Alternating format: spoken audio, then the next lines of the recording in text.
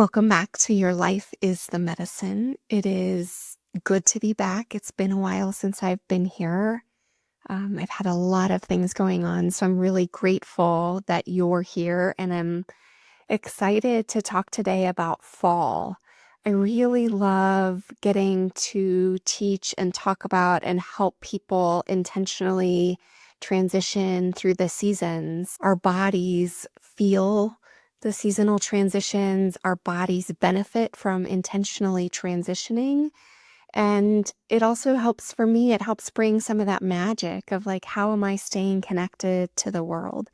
When I was a Peace Corps volunteer and lived in rural Paraguay, I spent most of my day outside. And, we spent a lot of time like sitting outside in the patio. My life was impacted by the weather, right? When it rained too much, the buses didn't go. When it rained too much, school was canceled. And in my world here in the States, like we often don't allow nature to thwart our plans, right? We have light, we have heat, we have air conditioning, and we kind of just keep going. And it's really, really easy to lose touch with the rhythms of the seasons and just keep pushing our bodies when we're connected to the seasons and our bodies feel it in some way. And we can really feel better and sort of optimize our well-being by thinking intentionally and really paying attention, right? Because over and over, I'll tell you that what my body needs is not necessarily what your body needs. And so it's always taking the teachings that I offer or anyone else and then trying them and seeing how they feel and how they fit in your body. And then from there, deciding whether they're practices that you want to adopt or not. Because again, it's about what is right for your body and your life. And I can share what has worked for me or what has worked for clients that I work with. But the only person that really knows what will work for you is you. So with that, let's talk about fall. So we're not that far from the equinox, and still in this place where there's relative balance of light and dark. And summer is really this time of a lot of light, a lot of yang energy, a lot of sort of external energy. Many of us feel very active and feel this desire to do a lot of things during the summer. And winter is this time of yin energy, of internal energy, of slowing down. And we're right in between those. We're moving towards winter. We're a couple weeks past the equinox, but we're really still in this place of balance. And we're really in this place of transition of what does it mean to transition away from summer and transition towards winter. And fall, the energy of fall is really this season of harvest. So it brings up a lot of opportunities for reflection about what you're harvesting in your life, what seeds you planted earlier this year that are now being harvested, what work that you've done that is now coming to fruition.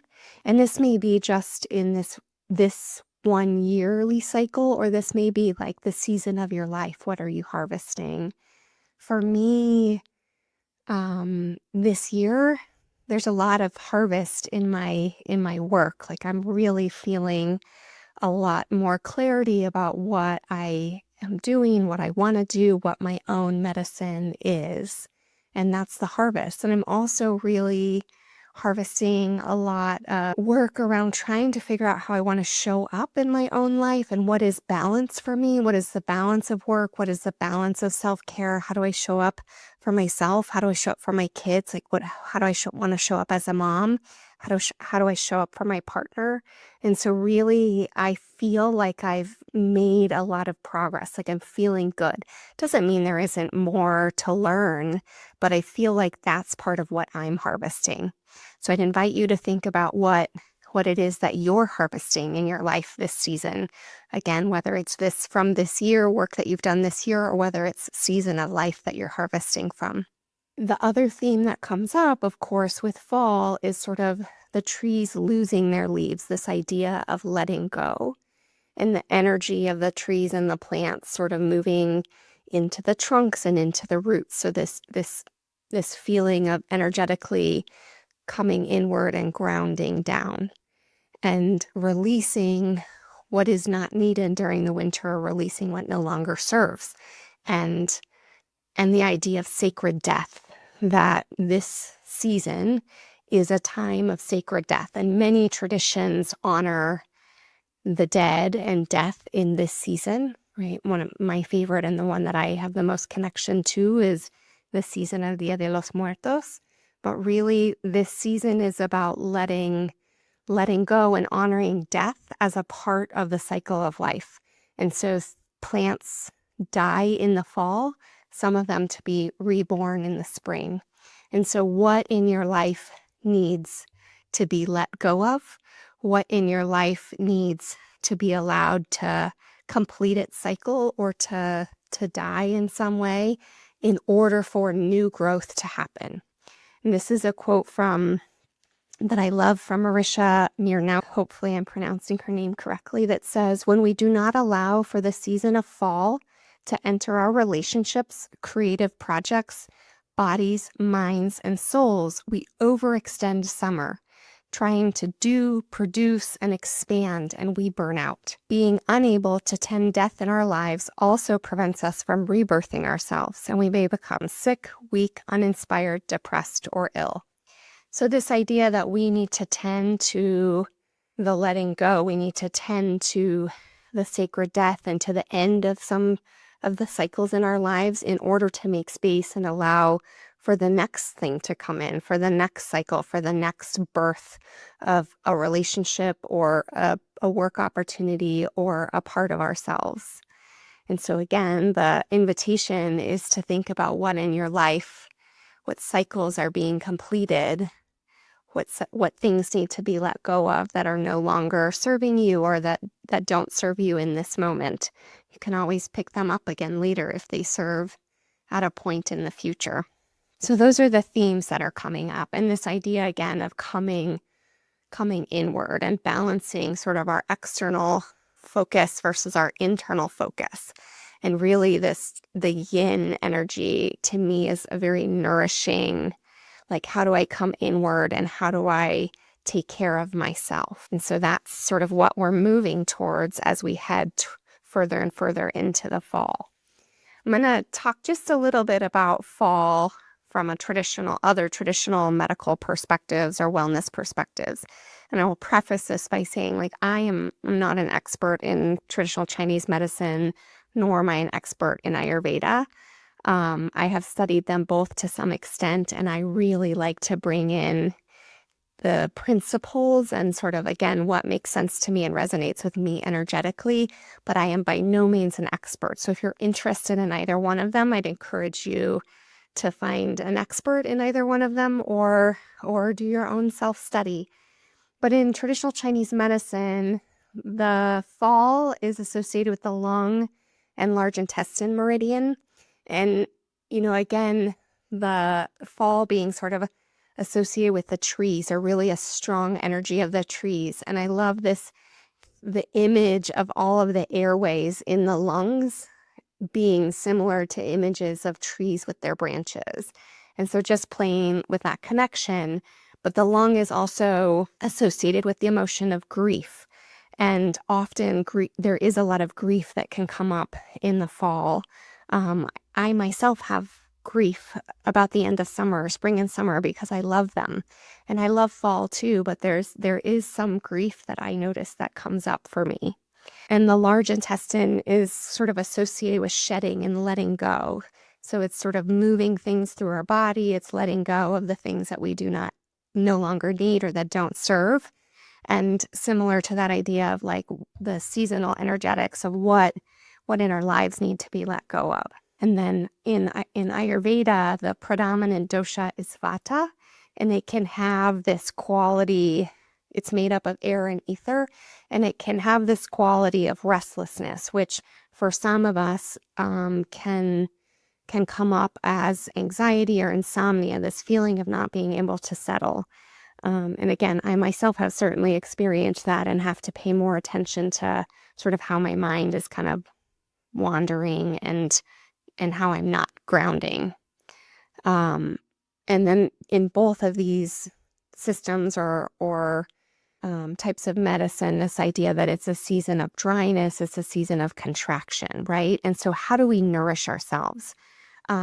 Really, again, this theme of grounding, of really grounding in, and how do you ground yourself? And for me, there's the actual grounding practice, right? Of how I can come into my body and really call my energy into my body so that my thoughts are not all over the place, but being very present.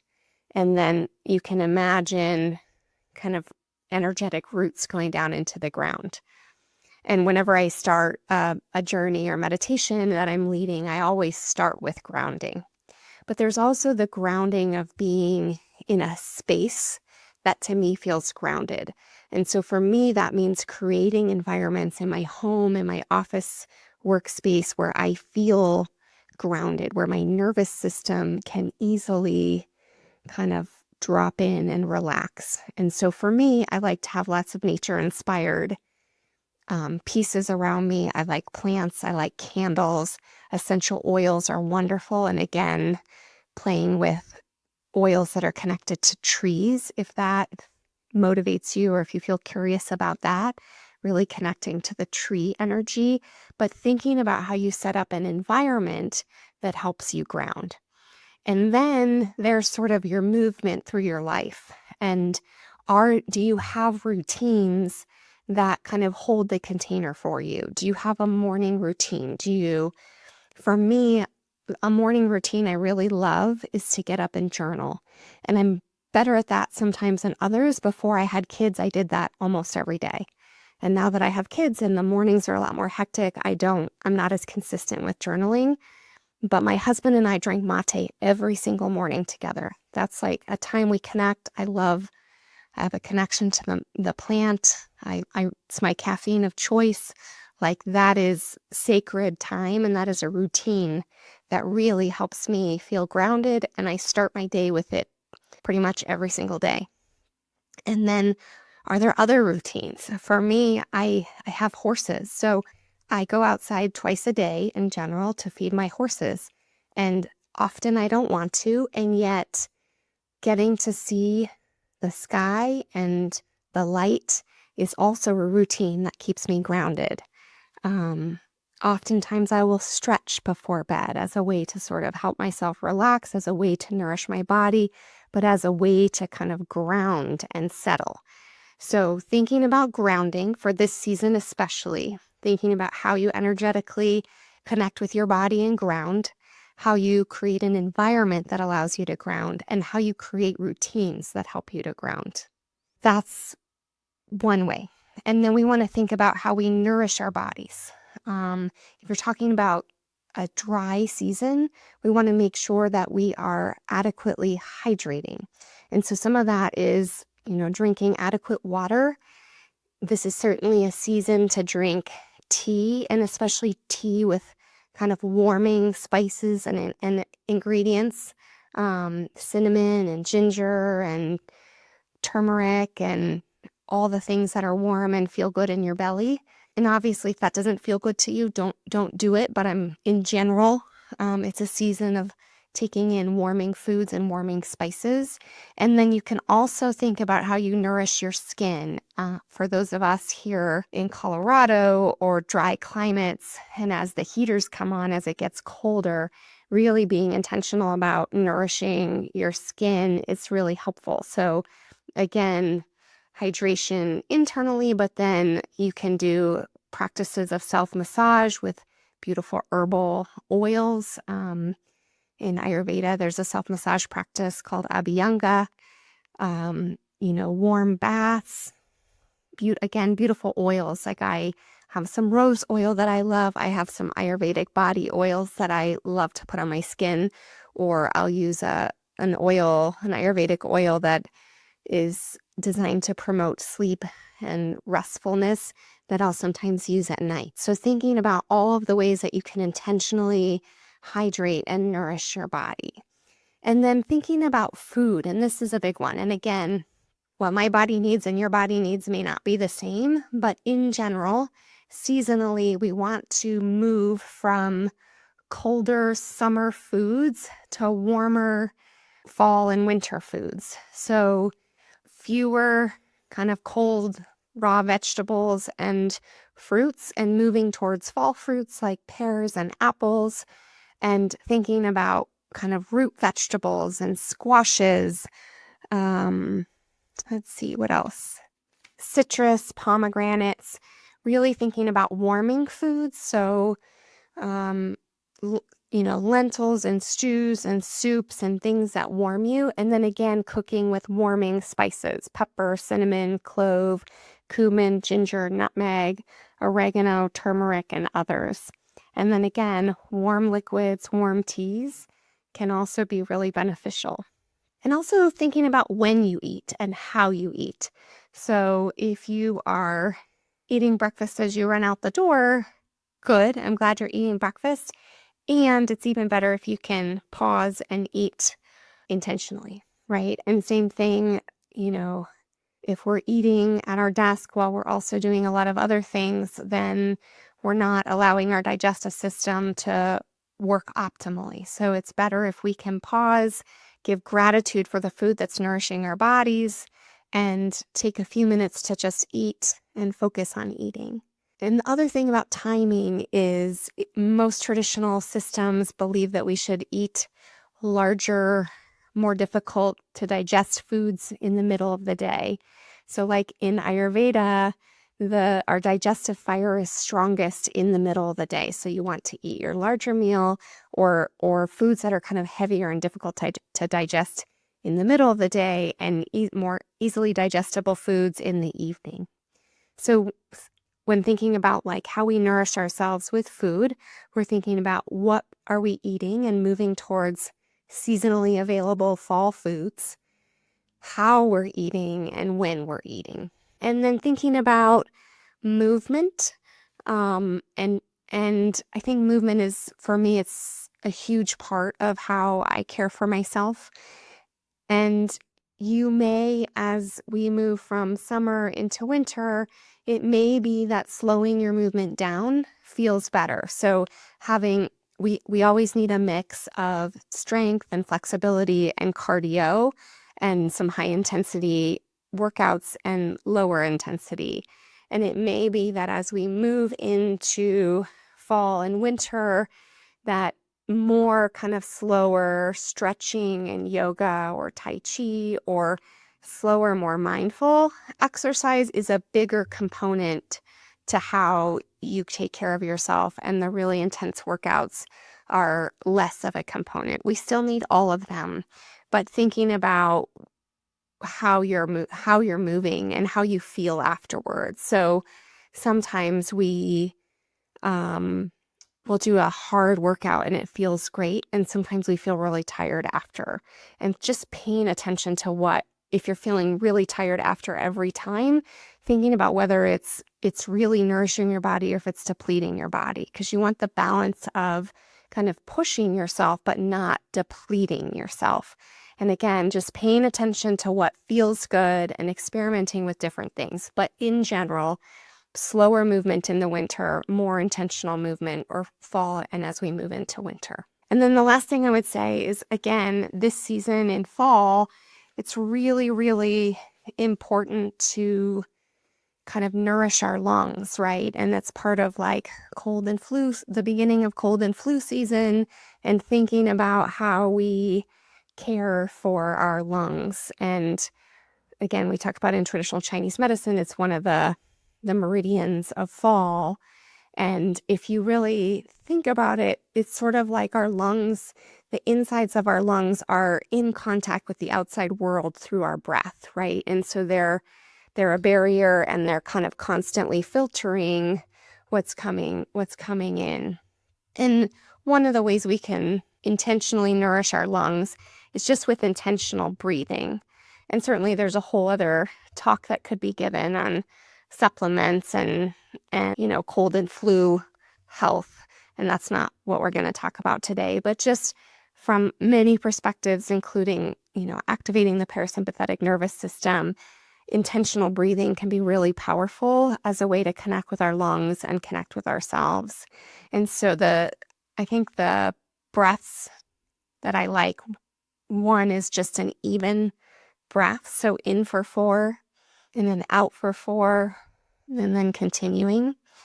And you can also kind of turn it into a box breath, which would be in for 4, hold for 4, out for 4, and then hold it out for 4. And then just go through that a couple of times. But even just doing it once with you, like I feel more relaxed. I feel better. And again, it's really a beautiful way to connect with our lungs and our breath. And the other one is the Dirga breath or 3-part breath. And it's really starting and kind of filling up the very bottom of your lungs first, like feeling that your belly really rise, and then your chest. And then the third part is kind of the upper part of your lungs, all the way up to your collarbones. And then the exhale is in the reverse order. So letting out the top of your lungs, and then the mid, and then your belly. And then just doing that a few times, and then returning to just even breath. And anyone watching the video can see me, but for me, it feels good to have my hands on one hand on my chest and one hand on my belly when I'm breathing. It connects me more deeply to my breath and to myself, but whatever feels good for you. But breathing, taking a moment to breathe, once a day, twice a day, 3 times a day, can be really, really powerful medicine. It's like the small things that really add up of really bringing you back to yourself over and over. Because our world pulls us outside of our bodies constantly. Our attention is, even listening to this, right? Your attention is pulled outside of you, somewhere else. And the practice over and over is to come back to our bodies, to reconnect with our bodies over and over and over. So I hope that was helpful. Thinking about the themes of fall, of harvest, of letting go, of sacred death, of grounding. Thinking about what needs to be completed in order for rebirth to happen in the next season. Thinking about how we move from this external, big, bright yang energy to more of an internal, darker, quieter yin energy. And thinking about how we nourish our bodies, and our skin and our lungs with food and hydration and practices that bring us back to ourselves. So I hope you have a wonderful, wonderful fall. Thank you so much for being here.